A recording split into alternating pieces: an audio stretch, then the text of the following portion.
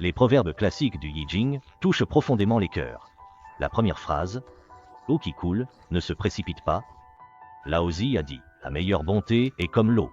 L'eau profite à toute chose sans se battre. Elle n'a pas de forme fixe. Elle s'adapte aux circonstances. C'est ce qu'on appelle ne pas se battre. Avoir des aspirations sans se précipiter, ce n'est pas ne pas chercher à progresser, mais c'est respecter les lois de la nature. Ne détruisez pas l'équilibre, ne perdez pas le gros pour le petit, et ne vous perdez pas.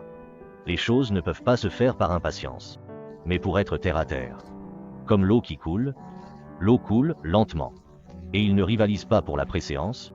Au lieu de cela, accumulez votre propre force à 1,1 point.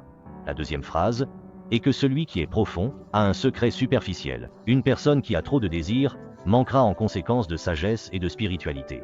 Aimez l'argent dans la vie. Il n'y a personne qui soit avide de pouvoir et de sexe sans perdre la tête, et perdre la tête est le début de nuire à sa vie. La troisième phrase est que le sort d'un gentleman n'est pas considéré comme un destin. Toutes choses ont parfois de la chance, et de l'élan, et le temps, et le bon moment. Cela commence à l'heure de la journée, et il échouera inévitablement avant d'arriver. La chance dans l'air est la combinaison d'anges, de conditions favorables, et de conditions favorables. Si les trois ne s'harmonisent pas, la nature ne bougera pas, la chance ne commencera pas, et les gens seront piégés.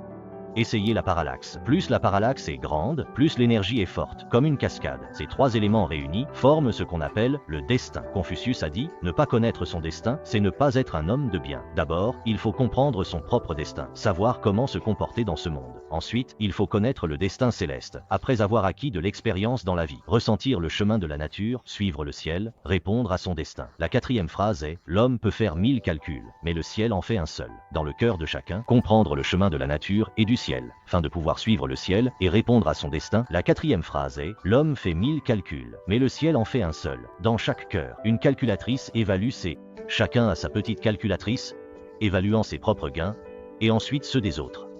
Peu importe combien on calcule. L'homme peut faire des calculs, mais le ciel en fait un seul.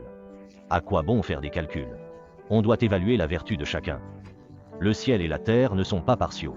Seule la vertu est proche. En accumulant un peu de vertu, on construit un peu de bonheur. Les bonnes personnes intimident les gens. Mais Dieu n'intimide pas les gens. Les méchants ont peur de Dieu, mais pas les méchants. Quand une personne a de bonnes intentions, le ciel l'aidera sûrement. Si une personne est loyale et honnête, la chance l'accompagnera. La cinquième phrase est, les relations humaines ne doivent pas être trop sincères. Se plier aux puissants est la norme. En prenant conscience de cela, il faut apprendre à ne pas trop se soucier des changements dans les relations humaines. Quand on est en difficulté, et qu'on est ignoré, pas besoin de dire que les gens sont mesquins. Quand on réussit, et qu'on est entouré, pas besoin de se laisser emporter. Il faut garder un peu de lucidité. Comme le dit le proverbe, on ne peut pas prendre les choses à la légère, mais on ne doit pas non plus être trop sérieux. Traitez les gens avec sincérité, et montrez votre vrai visage. C'est important. Quant à savoir si l'autre est sincère, ou montre son vrai visage, ce n'est pas nécessaire d'y attacher trop d'importance. La sixième phrase est, l'harmonie est une bénédiction. L'extrémisme est une calamité. Avoir un esprit paisible et agir avec modération. Ce genre de personne est vraiment chanceux. Les personnes au caractère extrême et têtu ont souvent une vie difficile, voire des ennuis. La septième phrase, moins d'affaires, apporte le bonheur. La méfiance cause des conflits. Le plus grand bonheur d'une personne est de ne pas avoir de soucis. Le malheur d'une personne, rien n'est plus terrible que d'être méfiant et soupçonneux. On dit souvent, plutôt que d'être trop méfiant, il vaut mieux être un peu moins têtu. La source des disputes vient souvent de la méfiance des gens. Être trop méfiant n'est pas bon pour les relations entre les gens. La huitième phrase est « On passe 2 ans à apprendre à parler, et toute une vie à apprendre à se taire ». Les anciens disaient que parler trop est le premier mal dans les affaires. Mieux vaut rester calme que de s'agiter. La plupart du temps, plus on parle, plus on s'éloigne les uns des autres. Plus la distance entre les uns et les autres est grande, plus les conflits sont nombreux. Dans la communication, la plupart des gens sont toujours pressés d'exprimer leurs propres idées. On parle pour se soulager.